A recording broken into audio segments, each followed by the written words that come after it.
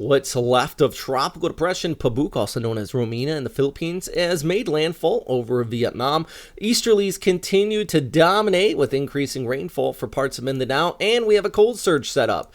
This is also bringing some very chilly conditions across parts of Japan, but also that's going to edge further towards the south into the Philippines. I'm meteorologist Robert Speta. Second time recording this update because the first time I didn't have my mic turned on. That's fantastic. But happy Christmas to everybody. Hope you had a great holiday and you stayed safe out here. In this update, we're going to talk about a few areas specifically across the tropics, albeit I do have another update talking about that snowfall I mentioned in Japan. You can even see it on this graphic, that cold surge that spilled down towards the south. Leading edge of that is this line right in here, and then you have our shear line extending all the way down towards the Philippines. Basically, you would extend the shear line off of this front just like that.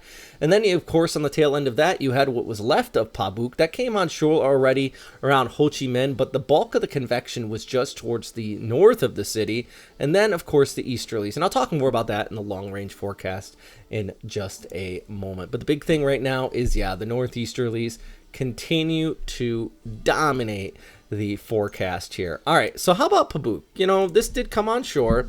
And you can even see here, this is what's interesting with the low-level center. See, watch, look right in the middle of the circle. Can you see the light, like a little spin right in there? It's hard to see an infrared satellite, but it's there. And that kind of tracked off just like this with the bulk of the convection in here. This is a classic wind shear scenario. See the southeast breeze kind of set up that blew that upper level convection away from the low level center, and this is a classic example when we talk about shear.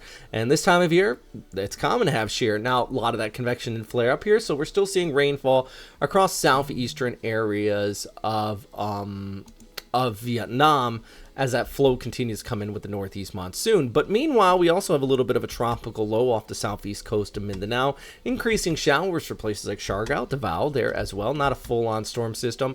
And then you also have our next cold surge, which is going to set up heading into the weekend, increasing showers for northeastern areas of the Luzon, extending down towards Manila, and yeah, also into Visayas. Eventually it'll work its way through. So here in this graphic, you can see where the heaviest of the rainfall will be down here towards the south into parts of Mindanao, east coast of Visayas, where you're still recovering from floods earlier this week. But I think the heaviest is going to be here with the next cold surge set up in a bit of a shear line for parts of Cagayan, Isabela, and extending down towards Aurora, and maybe even into the Manila area by Sunday over towards Monday of this upcoming week. So of course, flood threat, always a major issue when we're talking about something like this.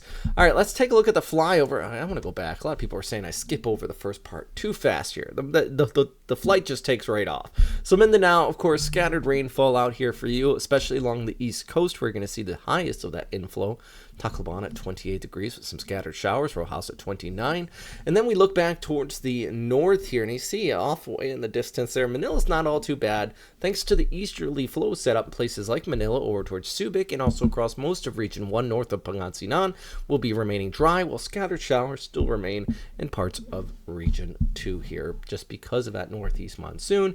And of course, the cold surge will reinvigorate those showers heading into the weekend. So yeah, good for surfers. I'm sure you guys like the big waves you're seeing out here, but yeah, definitely something we're going to be watching over the upcoming days. All right, I'm going to get to the long range forecast. Don't click away just yet, but I do want to give a shout out to our Patreon members. You guys are why we're able to make these updates, and yeah, even on Christmas Day here for me, I'm still helping you guys out. So yeah, I say helping. You guys help me out because you allow us to do this via those Patreon donations. So if you want to check it out, please do. Comment section, or I shouldn't say comment section, description down below. That's where it is.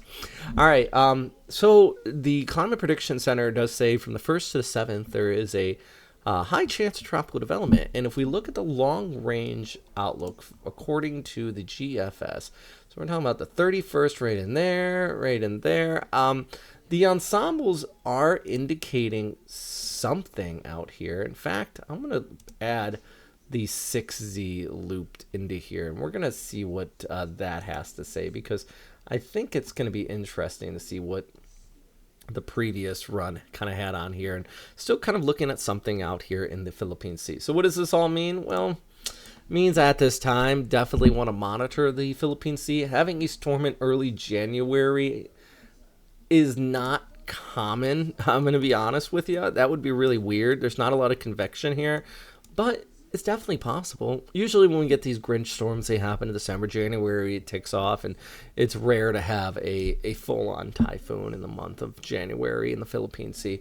But it's not unheard of, and it definitely has happened plenty of times in the past. In the past, when I make these videos, so not a completely caught off guard surprise there if it does happen. So with that said, of course, I'm going to continue to check back in and keep you guys posted on what's happening here, and of course everything else going on in the Western Pacific today. So yeah, as always, thanks for watching, and number one thing, of course, friends, is please stay safe out there. Hope you have a good day wherever you are.